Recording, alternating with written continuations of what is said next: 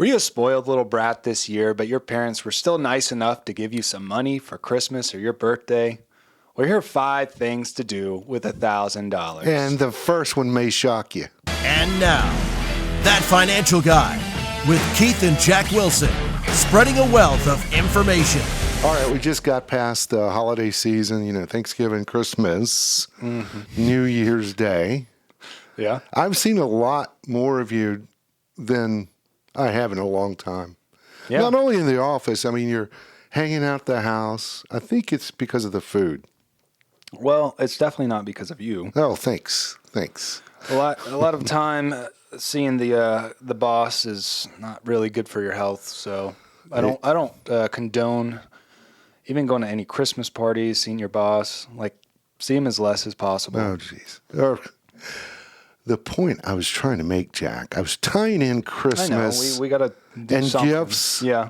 Just spit it out. So if you were fortunate enough that maybe you've got a generous parent or parents, generous grandparents, family members, maybe they give money as gifts because they don't know what the heck to get you, right? As I've grown older, I've realized that that's the best way to go. That's cash. That's the best. So we're gift you seeing a can lot get. of gifts for, older or younger adults, I should say, as they're growing older. Generous family members.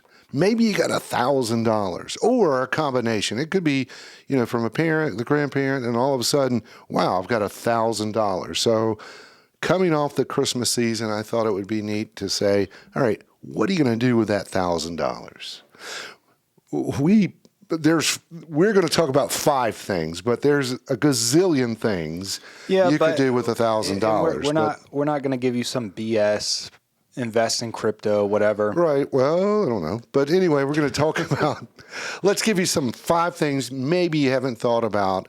First one's going to shock you, and it's going to shock you. Now, coming from a financial planner, by the way, my name's Keith Wilson. I'm Jack Wilson. And we are practicing financial advisors. How'd we miss that? I forgot. Yeah, well, maybe we got a little name down there that says our, title that says our name. We are practicing financial advisors here helping people along the personal finance journey. You are really zooted. Hopefully spreading a wealth of information. There's the title of who we are. What's in that mug? This is something that my daughter gave me. It says, getting closer. Because that's my famous phrase. Anyway, $1,000. You got $1,000 as a gift. So first of all, remember, that's a gift. You don't pay taxes on that. That's free money from a generous person. So my first idea of what to do with it, this coming from a financial advisor, financial planner, is spend it. What? Yeah, spend it. We just came out. It's been stressful a couple of years. Yeah. Maybe you didn't get what you wanted for Christmas. So what? Treat yourself. $1,000 is a lot of money. Treat yourself. Yeah. Is what I say. Maybe you got your eye on a new set of golf clubs, or, take the wife out for a weekend Airbnb or bed and breakfast type of thing, or whatever, sneakers, whatever, Xbox, whatever. Treat yourself. Now, I say that with a caveat, of course.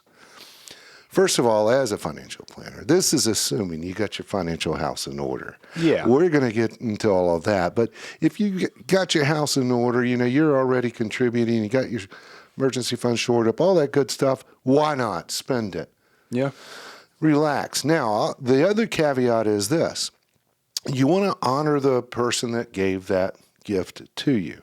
Now, sometimes, and I've seen it with you and your brother and sister. For example, growing up, your grandparents set up an account for all 3 of you right when you were born. Yep. And then every birthday, you probably don't even know but they wrote a check for $35 every birthday. And instead of giving toys or anything, they give a little book. And it wasn't a Dr. Seuss book. It was something nonfiction. Educational. But their idea was, here's a gift, here's $35 check. And what your grandfather would do in the memo, it said birthday savings. So I, as a parent, trying to spend that money for you, I felt obligated. All right, that's going into the UTMA account, $35. Wasn't a lot. One time I slept over there and I brought a fictional book, and I wanted Grandpa to read it to me before I went to bed, and he went to his room and got a Civil War book out. That sounds like him. He wanted, because there was dragons in it. I don't know. Well, the point is, once the money is yours, it's yours. Right. But if the donor is kind of specifying what to do with it, you kind of want to honor that. If not, a lot of times I've seen from clients or young people that say, Grandma gave me this, said, do whatever you want with it. And that's why I'm saying spend it. Yeah. That's, again, if your financial house is in order. So don't sweat it, spend it. That's one idea. If you don't want to do that, well, this is another kind of spend it, but a little more wisely. Oh, now we're going to get we're going to get a little advising. boring. But if you just want to throw it to your mortgage, let's say if you got $1,000. Yeah, that's the title of this. What are you going to do with $1,000? If you want to say, hey, I want to throw $1,000 to an extra mortgage payment, and let's say if it's a reoccurring $1,000 too, each year, a Christmas gift or a birthday gift. Maybe it's not $1,000, but you get so many money gifts from different people that might accumulate up to that. Yeah. Over time, you'll save thousands of dollars in interest, and you can cut off a couple years paying down. Let's say if it's a 30-year mortgage. You probably more than a couple of years. Yeah. That's a very good point because you're saving tons in interest, thousands and thousands in interest. Remember, it's a gift. You don't pay tax on it. Yep. So you don't even know. That's a good. Maybe if you're trying to think a little wise. And that's a wise way to do it. Another wise way to spend. This is not spending. I love Roth IRAs. Just love them. So normally with a Roth IRA, you pay tax on the money that you put into a Roth IRA. And the way it works, it's coming out of your income most likely. And so your taxes already been withheld, and then I'm going to make a contribution to the Roth. Taxes have already been paid, but it grows tax-free from there on out. Right. If you follow the rules, and I got to say that, you got to keep it for 5 years or 59 and a half, whichever is later. If not, 10% penalty, and you pay taxes on the growth part. But here we've got a tax-free gift. Right. This is exciting. So you've got tax-free money going into the Roth and then tax-free growth there on out.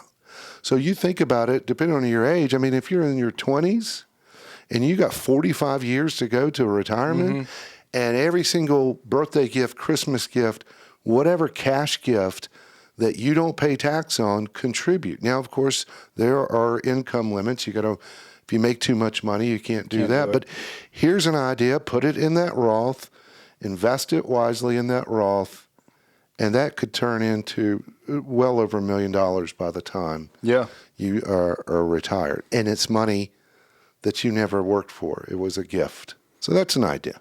You could buy an Xbox or golf clubs, or you could have $1 million. That's a good point. Well, with golf clubs, you'd get maybe 2 clubs at that. Well, no. 2 drivers, no, 2 tailor-made depends drivers. on what you're getting. I think another one that is it's boring, but let's say if you don't want to spend it, let's look at your emergency fund. Going back to what you said. All right, spend it if we're in sound condition financially.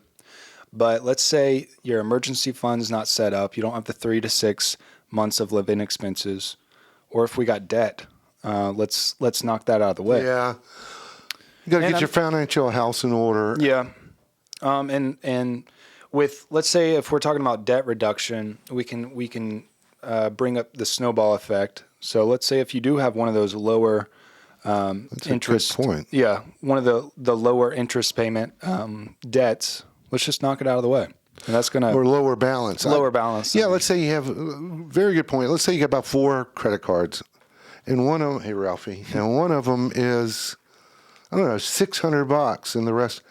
You got a free gift of $1,000. If Yeah. you knock that out, even though you didn't work for that, that was a gift. That's a sense of accomplishment. So Right. I like that. And the emergency fund, if you're just starting out, that gives you a heads up. Yeah, definitely. Depending on your income, I mean, $1,000 to an emergency fund can, It's a good seed. yeah, especially if we're doing a 3 to 6 month living expense. Now, let's assume you got all that. Yeah, We got our house in order. You don't want to spend it on golf clubs. You don't want to spend it on Airbnb. Don't want to take the wife out. Don't want to spend time with her. Forget about the extra mortgage payment. You rent, so there's not that. You got your Roth IRA. Here's another put it thing. out. Here's another thing. I always tell people, some people come to me and say, hey, I want to buy this speculative stock. And I'm not going to mention speculative stocks. You know what I'm talking about. It's basically I want to play around in the stock market, and they're pretty clear. I want to play. And I tell people, okay, fine. You've got everything else in line. Your targets are being met. So if you got a gift of $1,000, you want to play around, fine. But be willing to lose it. But it's fun. But It's fun. you don't want to treat it like gambling. That's the main thing. It's because exciting, hopefully, though. It's definitely hopefully, exciting. again, you've already set your financial house in order. You're already used to investing in your 401k, your taxable account. You're investing hopefully sensibly, and so you see this ebbs and flows. But with this, hey, you want to play around, invest it as you see fit. As in my opinion, as a financial planner, as long as everything is taken care of, sure, that's a way to do it. And it could go very well for you. It could go very bad. Other than that, we want to invest it, but let's say we don't want to play around with it. Let's talk about that third bucket. Let's say at work you got the 401k. We just talked about the Roth. You got that squared away. Maybe you don't have that taxable account. That's a normal investment account. Right. And so you could fill that third bucket up and earmark it for a retirement or whatever goal you have, vacation goals, invest wisely, even if it was just a good old index fund. Now, it could be like S&P index or whatever. Again, you cannot invest directly into an index. It is unmanaged, but you can invest in securities that mimic an index. For you. But those are about 5 ways. Of course, there are more, but hopefully a couple of them you haven't thought of. And a lot of people do get gifts throughout the year, birthday, Christmas, and it could be sizable and it could be reoccurring. So those are some ideas to think about. Yeah, and I'd say even, if the gift isn't $1,000, just start accumulating all those gifts that you get money wise.